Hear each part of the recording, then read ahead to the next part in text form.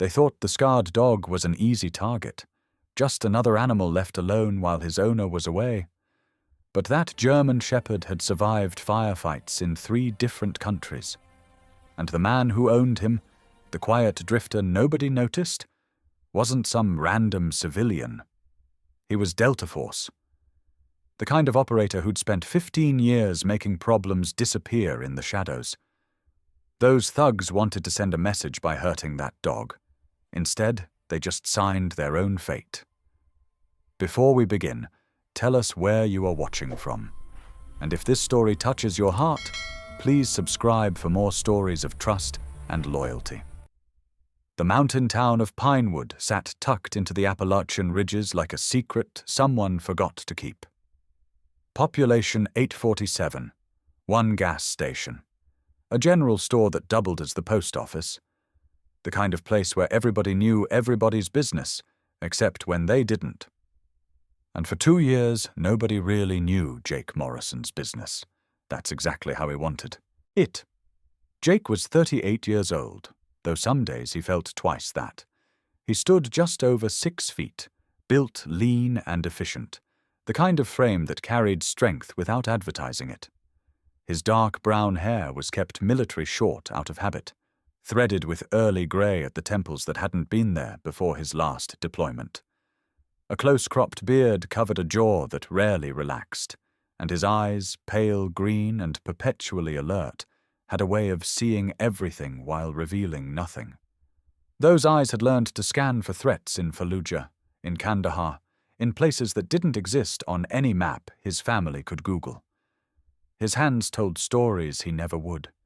Scarred knuckles, a puckered mark across his left forearm where shrapnel had kissed too close. Calluses in places that came from repelling ropes and rifle grips, not honest labor. But the people of Pinewood didn't ask about those things. They just knew Jake as the quiet guy who rented the old Hutchins cabin 5 miles up Timber, Ridge Road, paid his rent on time in cash, and kept to himself. The cabin was perfect for disappearing. 1 bedroom, a kitchen that had seen better decades, a wood-burning stove that worked harder than it should have to. The roof leaked when it rained hard, and the porch sagged on the north side, but it had something Jake needed more than comfort. It had distance, trees on 3 sides, a clear sight line to the only access road. 1 way in, 1 way out. Old habits died hard, and tactical awareness was a habit that had kept him breathing. Every morning started the same way. Up before dawn, coffee strong enough to strip paint. Then the run. 5 miles minimum, sometimes 10. Thor matching his pace stride for stride. Thor. The German shepherd was 9 years old, and every one of those years showed in the scars that marked his black and tan coat. A puckered line along his right flank where a bullet had grazed. A notch missing from his left ear. A slight hitch in his back leg that got worse when the weather turned cold. Thor wasn't a pet. He was a partner, a brother. They'd served together for 6 years in places where trust was the only currency that mattered. Thor had alerted to IEDs that would have vaporized Jake and his team, had taken down an insurgent who'd gotten too close to their position in Mosul, had stayed awake on night watch when exhaustion made men careless. The dog had earned his retirement the same way Jake had, through blood and pain and missions that would never make the news. Now they had their routine: run at dawn, breakfast, Thor's measured out precisely because the vet said watch his weight. Then work. Jake took odd jobs around town, fixing fences, splitting firewood, anything that paid cash and didn't require explanation. He was good with his hands, reliable, didn't talk much. That made him valuable in a small town where gossip was entertainment and silence was rare. Afternoons were for Thor, training exercises to keep the dog sharp, mentally stimulated, commands in German, the language they'd always used downrange. Hike through the woods, checking the perimeter out of habit neither of them could break. Evenings were quiet. Dinner. A book Jake would read twice before absorbing. Sleep that came in fits and starts, broken by dreams that weren't really dreams but memories with teeth. The PTSD was always there. Some days it whispered, some days it screamed. Jake had learned to function around it, the way you function around a bad knee or a ringing in your ears that never quite stops. Thor had his own demons. Loud noises made him tense, ears flat, body coiled. Fireworks on the 4th of July were a nightmare they weathered together. Windows closed, white noise machine running, just breathing through it until dawn came and the world felt safe again. The town thought Jake was just another veteran who couldn't adjust. They weren't entirely wrong, but they weren't entirely right either. He'd adjusted fine. He just didn't want what they thought he should want. Career, marriage, noise, connection. He'd had a life before, back when he was Sergeant First Class Morrison, when his days were measured in mission briefs and his nights in foreign dirt. That life had taken everything he had to give and then asked for more. When he finally walked away, there wasn't much left except Thor and a need for quiet so deep it felt like hunger. People in Pinewood were kind in that distant, respectful way rural folks are with outsiders. Mrs. Chen at the general store always had his order ready, brown bags packed neat, never asking questions. Earl at the gas station nodded when Jake filled up his beat-up Ford pickup, a '98 model that ran on stubbornness and duct tape.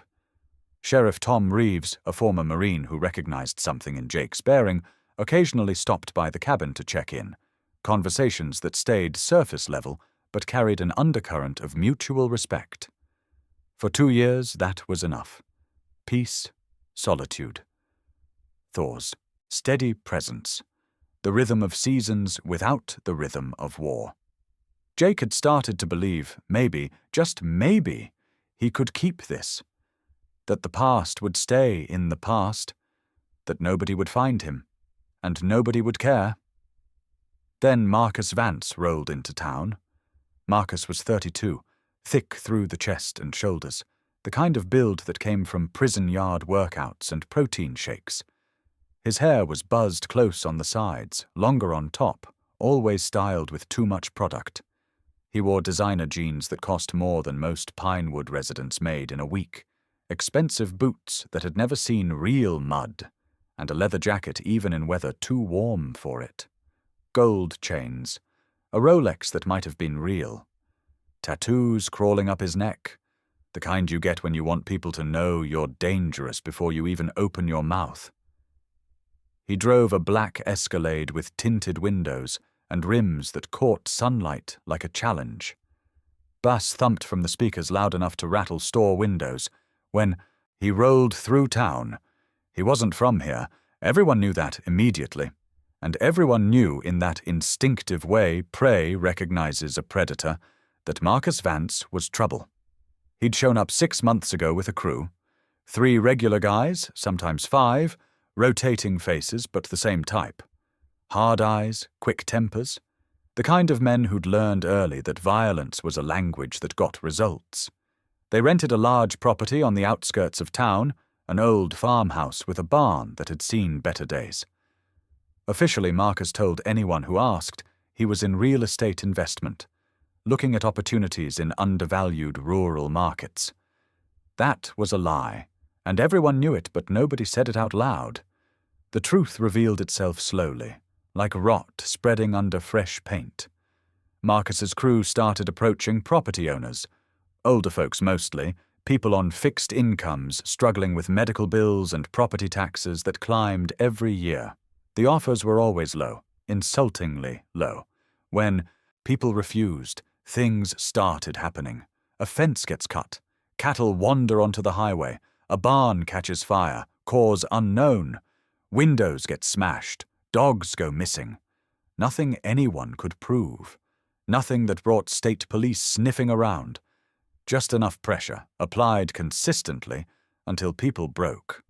3 families had sold in 4 months, all at prices that barely covered their debts, all with that haunted look people get when they've been beaten by something they can't fight.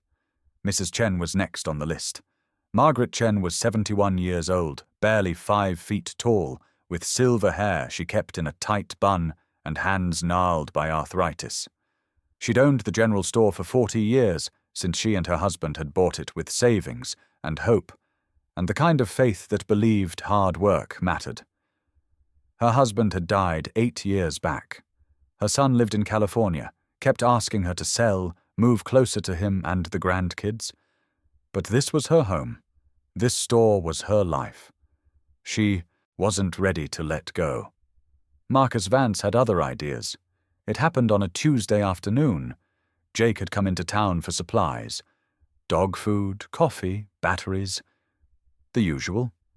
He was at the back of the store, comparing prices out of habit, when he heard the bell above the door chime. Heard the change in atmosphere, the way air pressure drops before a storm. Marcus walked in like he owned the place. 2 of his guys flanked him.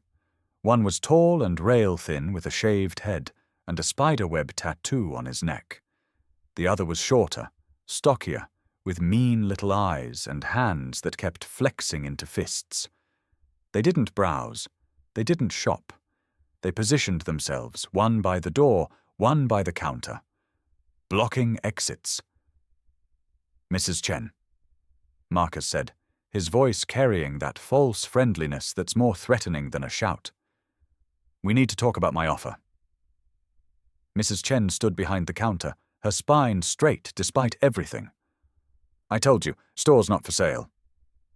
Marcus smiled. It didn't reach his eyes. "See, that's the thing. You keep saying that, but I don't think you understand the situation you're in. This town's dying. Your store's barely breaking even. I'm offering you a way out." "I don't need a way out. I need you to leave." The smile vanished. Marcus leaned forward, palms flat on the counter. Jake could see it from where he stood, hidden by an aisle of canned goods. The way Marcus's shoulders tensed, the way his crew shifted weight. "Ready." "You're making this harder than it needs to be," Marcus said, voice dropping low. "Things happen to old buildings, electrical fires, gas leaks. Be a real shame if something happened to this place, or to you." Mrs. Chen's hands trembled, but her voice stayed steady. "That's a threat. I could call Sheriff Reeves." Marcus laughed, short and sharp. "Go ahead. Tell Tom I said hi. Ask him how much good it'll do you." That's when Jake stepped into view. He didn't announce himself, didn't say a word, just moved from the aisle into the open, a bag of dog food under one arm, his presence suddenly filling the space. Thor appeared at his side, materializing like a shadow given form. The dog's ears were forward, body tense, eyes locked on Marcus's crew with an intensity that made both men take an involuntary step back. Marcus turned, sizing Jake up. Saw a guy in worn jeans and a faded flannel shirt. Saw someone he assumed would be easy to intimidate.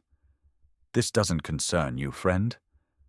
Jake's voice when he spoke was quiet, almost conversational. "Mrs. Chen, you okay?" She nodded, relief flooding her face. "I'm fine, Jake. These gentlemen were just leaving." Marcus's jaw tightened. He looked at Jake properly now, taking in details. The way he stood balanced on both feet. The stillness that wasn't relaxation but readiness. The scars on his knuckles. The dog that wasn't growling but somehow felt more dangerous for its silence. "You need to mind your business," Marcus said, trying to reassert control. Jake met his gaze, without blinking. "I am." The moment stretched. Something passed between them, a recognition that lived below words.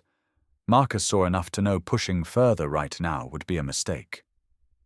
He straightened, adjusted his jacket. "We'll talk later, Mrs. Chen, when there's less company." He walked out, his crew following. The Escalade's engine roared to life, bass pounding as they pulled away. When the sound faded, Mrs. Chen let out a breath she'd been holding.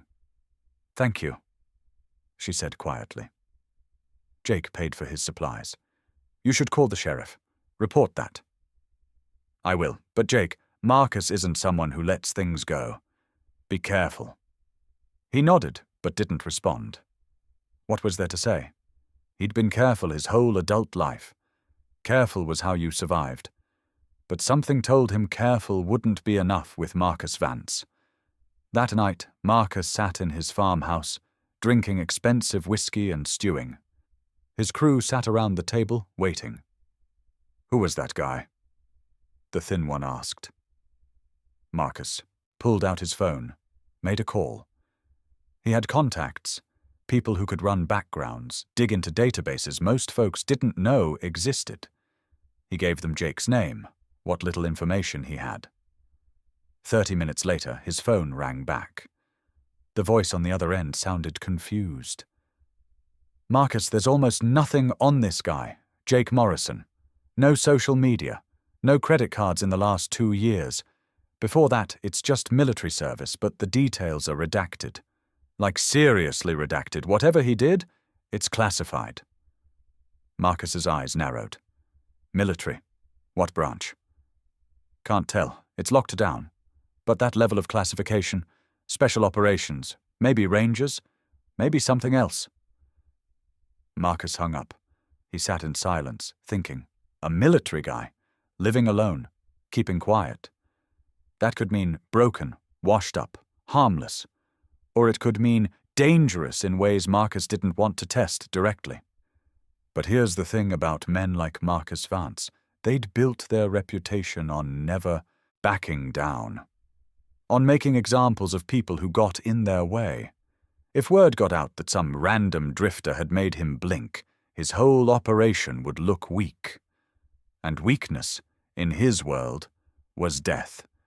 He made a decision. He wouldn't go after Jake directly. That was messy, unpredictable. But everyone had a pressure point. Everyone had something they cared about. Marcus had seen the way that German Shepherd stayed glued to Jake's side, had seen the way Jake's hand rested on the dog's head, protective, instinctive. Marcus smiled. He'd send his message. And when Jake Morrison learned what happened to people who interfered in his business, the man would pack up and disappear just like Marcus wanted. 3 days later, Jake needed to drive to Asheville for supplies he couldn't get in Pinewood. A 3-hour round trip. He didn't like leaving Thor, but the dog would be fine. The property was secure. Nobody bothered them up on Timber Ridge. He left at dawn, Thor watching from the porch, ears forward, knowing the routine. Jake would be back by early afternoon. Just a quick trip. Nothing to worry about. But Marcus Vance was already moving. And by the time Jake returned, everything would change. Jake's truck climbed the winding road toward home, just past 2 in the afternoon. The bed was loaded with 50-pound bags of dog food, supplies from the farm co-op, things Pinewood didn't stock.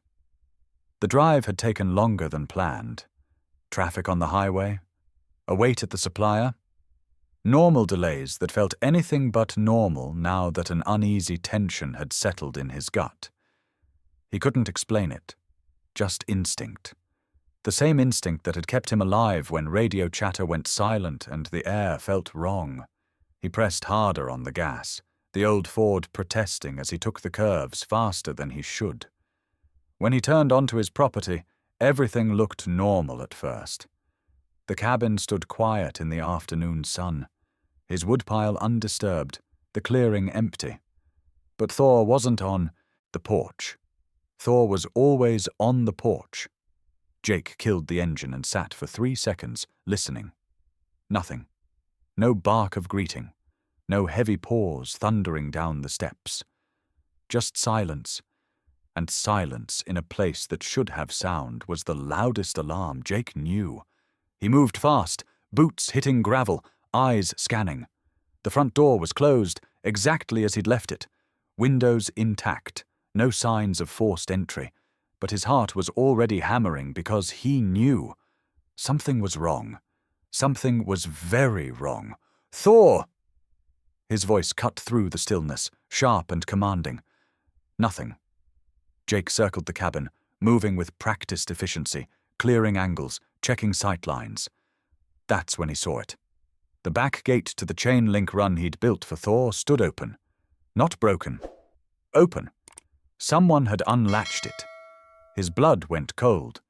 He found Thor 30 yards into the tree line. The dog lay on his side in a small clearing, his body frighteningly still. Blood matted his coat in dark patches, along his ribs and shoulder. One of his back legs was twisted at an angle that made Jake's stomach drop. Thor's breathing came in shallow, rattling gasps, each one sounding like it might be the last. But what made Jake's vision go white at the edges, what made something crack deep in his chest, was the damage that had been done deliberately, methodically. Thor's muzzle was swollen, blood crusting around his nose and mouth. Bruises showed dark beneath his fur where ribs had been kicked. This wasn't an animal attack. This wasn't an accident. This was a beating. Jake dropped to his knees beside his partner, hands hovering, afraid to cause more pain. Thor, hey buddy, I'm here, I've got you. Thor's one good eye cracked open. His tail twitched once, a weak movement that said he recognized Jake, that he'd held on long enough to see him again. A sound escaped the dog's throat, not quite a whimper, more like an apology. No, Jake said, his voice breaking. No, you did good. You did so. Good. Stay with me. His hands were shaking as he assessed the injuries with the clinical detachment his training had drilled into him. Multiple contusions, possible internal bleeding. That leg was definitely broken. Thor needed a vet. Needed one now. Jake slid his arms beneath the dog as gently as possible, lifting all 90 pounds of him. Thor whined, a sound that cut straight through every wall Jake had built around his heart. I know it hurts. We're going. Just stay with me. The drive to Dr. Sarah Mitchell's veterinary clinic in the next town over was a blur of speed and prayers Jake didn't know he still remembered. He laid on the horn as he pulled up, and Sarah came running from the building, her dark hair pulled back in a ponytail, blue scrubs already on. She was in her early 40s, lean and athletic, with sharp brown eyes that took in Thor's condition in seconds. Exam room 2, now. Jake carried Thor inside, laid him on the metal table under bright lights that made every injury look worse. Sarah's hands moved quickly, efficiently, checking vitals, assessing damage, her face growing tighter with each discovery. Jesus Christ, she muttered. What happened? Someone did this to him. Jake's voice came out flat, emotionless, but his hands were still shaking. While I was gone.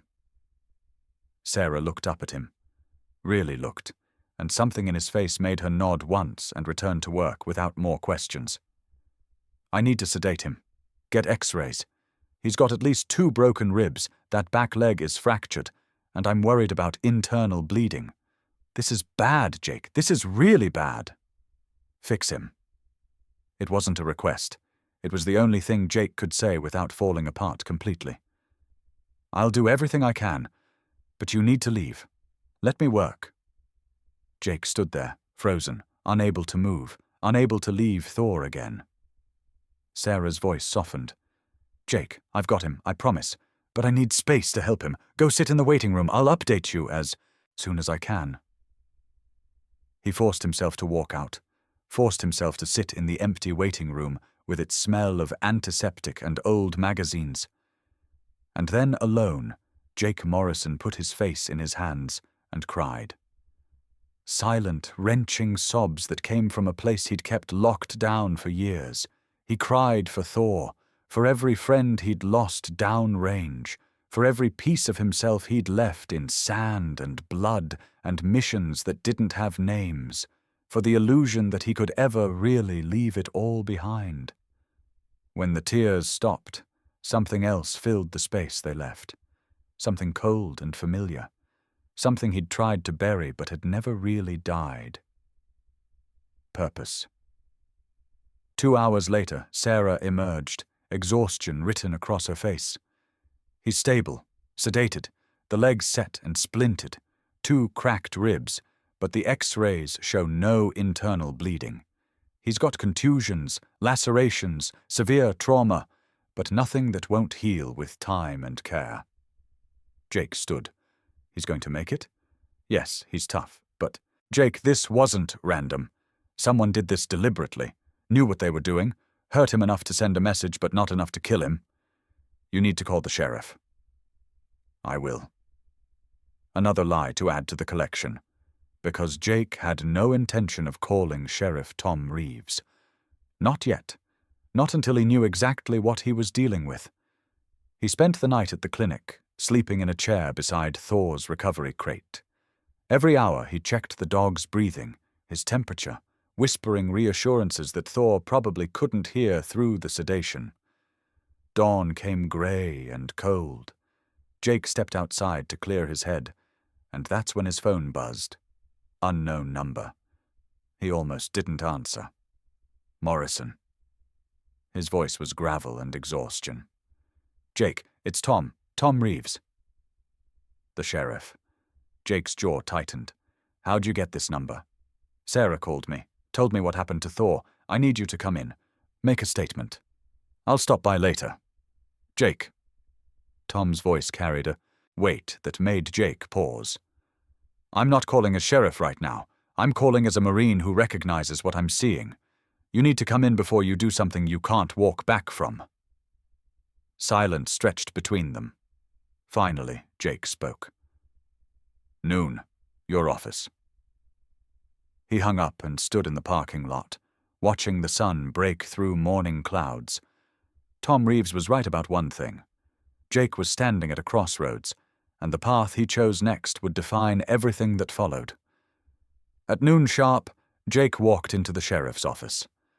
Tom was waiting, out of uniform, wearing jeans and a flannel shirt that made him look less like law enforcement and more like what he'd been before the badge. A warrior who'd traded one uniform for another. Tom gestured to a chair. Jake sat. For a long moment, neither man spoke. I know what you're thinking, Tom said finally. I know because I've been there. Someone hurts what's yours, and every instinct you've got is screaming to handle it the way you were trained to handle threats. Fast, permanent, no witnesses. Jake's expression didn't change, but he didn't deny it either. Tom leaned forward. But here's the reality. You go down that road, you don't come back. And Marcus Vance, because we both know this was him, he's not worth what it'll cost you. You know it was him, but you haven't done anything about it. Tom's jaw tightened. I know a lot of things I can't prove. Marcus is careful, uses people, keeps his hands clean. Every time I get close, evidence disappears, or witnesses suddenly can't remember what they saw. Then what good are you? It was harsh, and Jake saw it land. But Tom didn't flinch. More good than you think. Because I've been building a case, slowly, carefully, and I've got a contact at the FBI who's very interested in Marcus's connections to a distribution network running through 3 states. That got Jake's attention. How long? 2 months, maybe 3, if we can tie him directly to interstate. Trafficking, RICO statutes kick in. Federal charges, real prison time, not county jail he walks out of in 6 months. Jake shook his head. 2 months, while he's out there running this town. Yes, because that's how the law works. It's slow and frustrating, and sometimes it feels like justice is never coming. But it's the only thing separating us from them. Tom paused. What were you? Delta, Rangers? Jake's silence was answer enough. I thought so. Sarah mentioned the way you move, the scars, the fact that Thor's clearly military trained. So let me ask you something. Operator to Marine. You spent how many years following rules of engagement? Operating within a framework even when it was hard? Even when the bad guys didn't play by any rules at all? That was different. Was it? Because from where I'm sitting, you had rules then because without them, you become the thing you're fighting. And that's still true, Jake. Maybe even more true now, because there's no chain of command, no oversight, no one to pull you back when you cross the line. Jake looked away. He wanted to argue, but couldn't. Because Tom was right. The rules hadn't just been restrictions, they'd been guardrails. They'd kept him human when the work tried to make him something else. So what do you want from me? Jake asked. Tom slid a folder across the desk. Help me build the case. You've got skills I don't have. Surveillance, intelligence gathering, pattern recognition. You help me document everything Marcus does, everyone he talks to, every move he makes. We build an airtight case. And when the feds move, they take down the whole network, not just one guy. Jake opened the folder. Inside were photographs, documents, a web of connections that showed months of work. Tom hadn't been sitting idle. He'd been fighting the only way he could. By the book, but fighting nonetheless. And if I say no, Jake asked, then I'll arrest you when you do what I know you're planning. Not because I want to, but because I took an oath. Same as you did once. Tom's eyes were steady. But if you say yes, we do this right. We dismantle Marcus's entire operation. And Thor gets justice. Real justice. The kind that sticks. Jake stared at the folder for a long moment. Every instinct screamed at him to walk away, to handle this the way he'd been trained. Quick, quiet, permanent. But another voice, quieter, reminded him why he'd left that life, because he'd wanted to be more than a weapon. Because he'd wanted to prove he could still be the man his parents had raised before the army had reshaped him into something else. What do you need? Jake asked. Tom allowed himself a small smile. First, tell me everything you know about Marcus. Then we start watching, carefully. Over the next week, Jake became a ghost. He moved through Pinewood shadows, documenting everything. Marcus's crew, their routines, the property they operated from. He used skills he'd hoped never to need again. Surveillance without being seen. Photography from concealed positions. Pattern analysis that revealed schedules and weaknesses. He discovered Marcus's operation was larger than anyone realized. The farmhouse served as a distribution hub. Product came in from the south, got repackaged, went out to smaller dealers across 3 counties. Money flowed through a network of shell companies and cash businesses. Marcus had built something sophisticated, protected by layers of deniability and fear. But fear was a weakness Jake understood intimately, because the thing about ruling through fear was that eventually someone stopped being afraid. And Marcus's crew, for all their posturing, weren't professionals. They were bullies. And bullies, Jake knew, folded when faced with real consequences. He found the first crack in a guy named Danny. Mid-20s, meth head who did enforcement work for Marcus. Danny had a grandmother in a nursing home, a place he visited every Sunday, paying cash, trying to hide income from his illegal work. Jake watched him, documented it, and one night approached him in the nursing home parking lot. Danny! Jake's voice came from the shadows, making the younger man spin, hand going to his waistband.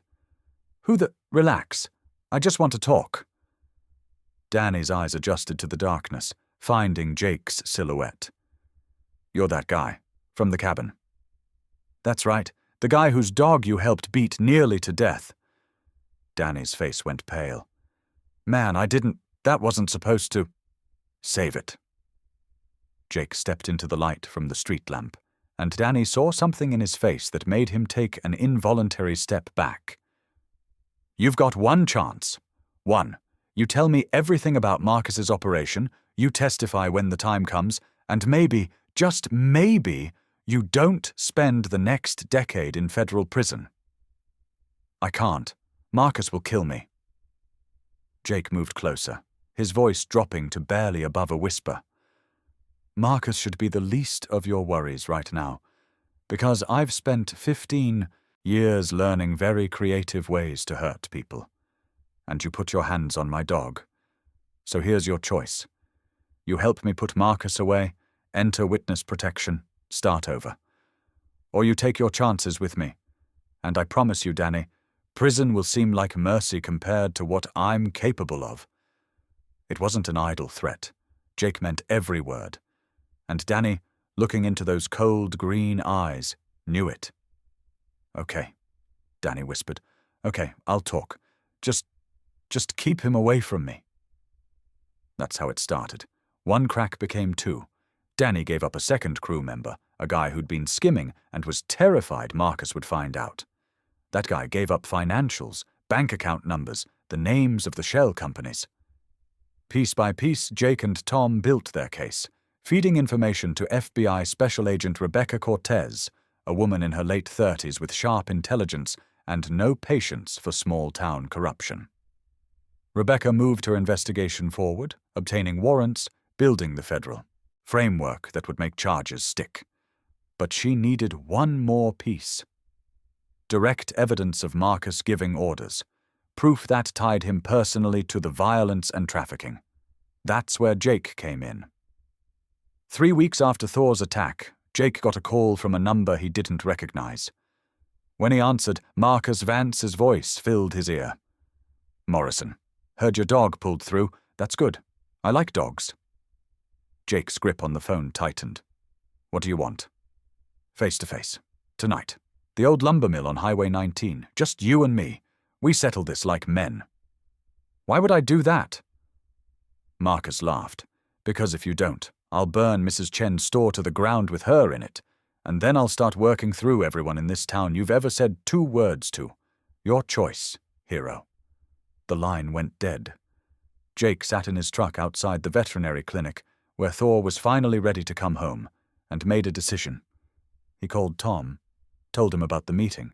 Tom wanted to bring backup, wanted to wire Jake, wanted to do this by the book. No, Jake said. He's spooked. He brings his whole crew. This goes sideways. But if I go alone, if he thinks he's won, he'll talk. He'll gloat. That's when you get him. This is insane. Maybe. But it ends tonight, one way or another. That evening, as the sun set over the ridges, Jake drove to the abandoned lumber mill. The structure loomed against the darkening sky, all rusted metal and rotting wood. Marcus's Escalade was already there, along with 2 other vehicles. So much for one-on-one. Jake parked and stepped out. The micro-recorder Tom had given him was tucked in his jacket pocket, activated. He walked toward the mill entrance, hands visible, moving with calm deliberation. Marcus emerged from the shadows, flanked by 4 of his crew. The thin guy with the spiderweb tattoo. The stocky one with mean eyes. 2 others Jake recognized from surveillance. They all carried weapons, bats and pipes, no guns. Marcus wanted this personal. Glad you could make it, Marcus said, his smile sharp and ugly. Been looking forward to this. You wanted to talk, so talk. Marcus circled him slowly. You know what your problem is, Morrison. You don't know your place. You come to my town, stick your nose where it doesn't belong, make me look weak. Can't have that. This isn't your town. No? Marcus stopped in front of him. I say it is. And tonight, I'm going to make an example of you. Same way I made an example of your dog. Show everyone what happens when you cross me. You admit it then. You ordered the attack on Thor. Marcus laughed. Of course I did. Sent Danny and Vic to teach that mutt a lesson. Would have killed him, but figured you'd suffer more watching him limp around. Was I right? Jake's hands clenched, but his voice stayed level. You made a mistake. What's that? You assumed I was helpless, that I'd just take it. Marcus's smile widened. Oh, I'm counting on you trying something. That's the whole point. You take a swing at me, my boys here beat you into the ground, and then we've got self-defense. Clean and legal. So go ahead, hero. Show me what Delta Force taught you. The silence that followed was heavy. Marcus frowned. That's right, I know. Military background, special operations, whatever. Doesn't matter here. You're outnumbered, and unless you're bulletproof, you're about to learn a very painful lesson about— The sound of vehicles approaching cut him off. Multiple engines, lights flaring through the trees. Marcus spun, confusion turning to panic as FBI vehicles surrounded the mill, flooding the area with light. Agent Rebecca Cortez stepped out, badge held high. Marcus Vance, you're under arrest for conspiracy to distribute controlled substances, racketeering, witness intimidation, and assault. You have the right to remain silent. Marcus's face went from confusion to rage to resignation in seconds. His crew scattered, trying to run, but more agents appeared from the woods. It was over in minutes, all of them on the ground, hands behind their backs, the empire Marcus had built crumbling in real time. Tom Reeves approached Jake, shaking his head with something between admiration and exasperation. You could have warned me you were going to provoke him into a full confession. Figured it was better you didn't know. Plausible deniability. Tom snorted. Get out of here. Go get your dog. Jake drove back to Sarah's clinic as full dark settled over the mountains. Thor was waiting, bandaged but standing, tail wagging weakly when Jake entered. The dog limped forward, and Jake dropped to his knees, wrapping his arms around that scarred, beautiful neck. We're going home, he whispered. Both of us. The weeks that followed were quieter than Jake expected. Federal prosecutors moved quickly, building their case with the evidence Jake and Tom had provided. Danny testified, entering witness protection, starting over somewhere far away. The other crew, members took deals, turning on Marcus to save themselves. Marcus Vance himself faced a list of charges that would keep him locked up for the next 20 years minimum. His empire, built on fear and violence, collapsed completely. The properties he'd pressured people into selling, the sales were deemed fraudulent, reversed. Families moved back. Mrs. Chen kept her store. The town breathed again. Jake stayed in the cabin, working through Thor's recovery with the patience of someone who understood that healing took time. Physical therapy exercises, short walks that gradually got longer. The nightmares came less frequently for both of them. One evening, about 2 months after everything ended, Tom stopped by with pizza and beer. They sat on the porch, Thor between them, watching the sun set over the ridges. Rebecca Cortez asked about you. Tom said, the FBI agent. Said you've got skills they could use, consulting work, good pay, help take down networks like Marcus's across the country. Jake was quiet for a long moment. What did you tell her? That you'd think about it. That you came here for peace, but maybe you found something else. Purpose that doesn't destroy you. Helping people without becoming the monster in the process. Jake looked down at Thor, at the scars they both carried, visible and otherwise. He thought about the man he'd been when he arrived in Pinewood. Broken. Running. Convinced he had nothing left to give. He thought about what Tom had taught him. That you could fight without losing yourself. That justice could be patient. That strength wasn't just about violence, but about choosing the harder right over the easier wrong.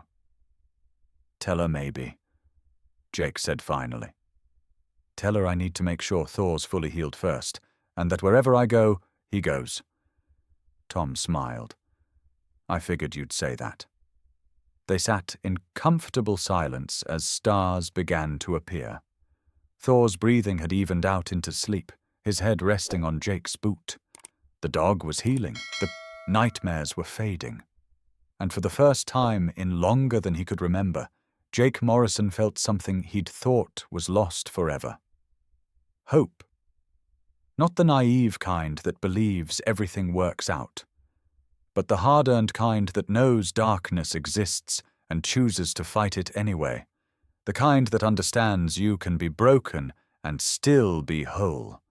That you can carry scars and still find purpose.